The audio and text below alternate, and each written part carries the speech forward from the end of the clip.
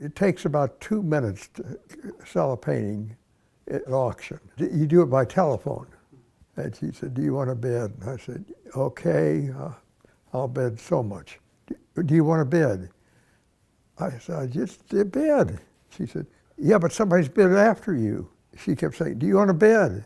You want a bid? You want a bid?" I said, "Yeah. And I finally bought it. And that was the last one I ever bid on myself.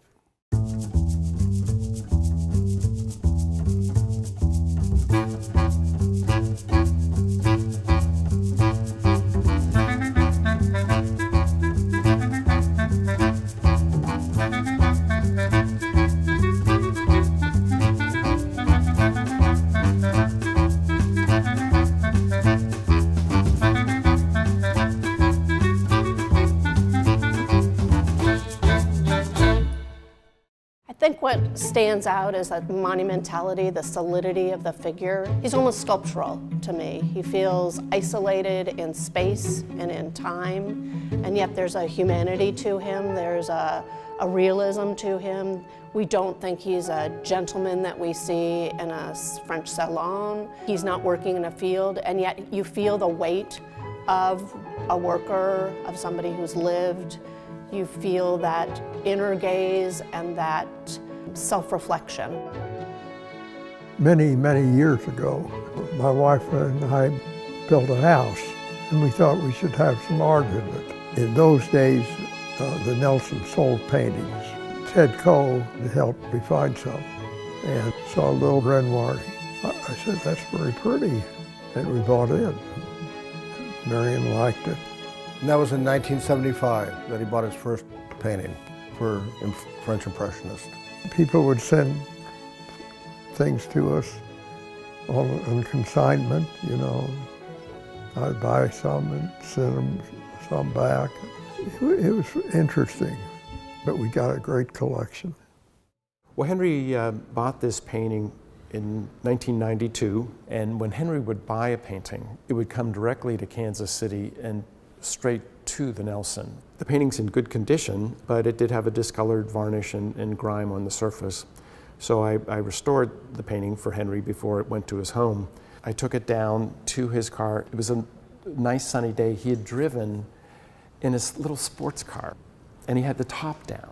And he says, "Oh, just slide it behind my seat." And I go, "Oh, Henry, are you sure you want it there?" I said, "Oh, I'm not going very far." So I put the Cezanne in this convertible sports car, sticking out in the air while he drove home, and then it would go to his home and hang up in his living room or dining room or wherever. So it was a nice, intimate transition for the building of the collection of Henry in his home.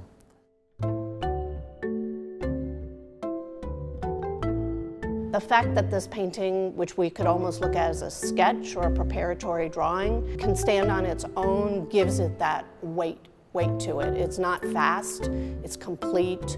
We feel the whole space of the figure, and we also feel that he could stand just in isolation. He doesn't have to be with a group of figures.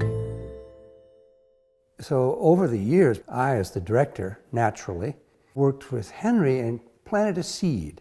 Wouldn't it be wonderful if your collection, this great Impressionist collection, came to the Nelson? It would be so meaningful. But all of a sudden, there would be in the middle of the United States one of the truly great assemblies of Impressionist pictures. As we were building the Blanc building, it had no name. One day, it was probably around 2003, we were talking about the future and the Nelson and his collection. And he said to me, "You know, Mark, it's just so valuable and so important.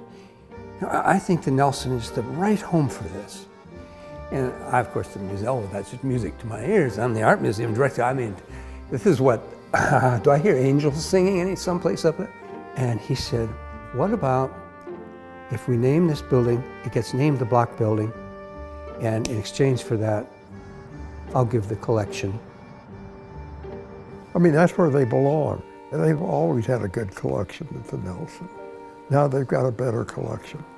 But another thing, I felt our paintings would be happier at the Nelson, because they have a lot of the same painters that we had. now they'll all be together. I said, they won't be lonely anymore. And I think it's the best thing I could have done. Changing the paintings out at Henry's house was, I don't know, maybe kind of like a sacred moment, right? He'd been collecting paintings for 40 years, and the first thing you noticed when you walked in his house was, oh wow, everywhere you looked, you're in the entryway, you look off to the living room, you look off to the sitting room. It was Cézanne, it was Van Gogh, it was Monet. I mean, one incredible painting after another. Henry and Mrs. Bloch were, they were the caretakers of those paintings. I mean, they are part of their family, and they do have a life of their own, and they took on the responsibility of owning them, looking after them, putting them in beautiful frames, and now transferring that to the Nelson and really making the paintings available to people all over the world. We planned it out very well. We had visited Mr. Bloch's home in advance and measured the pieces so that we could prepare packing materials and bring them to his home. So you'd take them down off the wall, you'd pull off the wires and the lamp, wrap it up, and carefully take them away. Some of the objects were super sensitive for handling. They don't move very often, so you work with a conservator to make sure that all the proper materials and handling techniques are applied.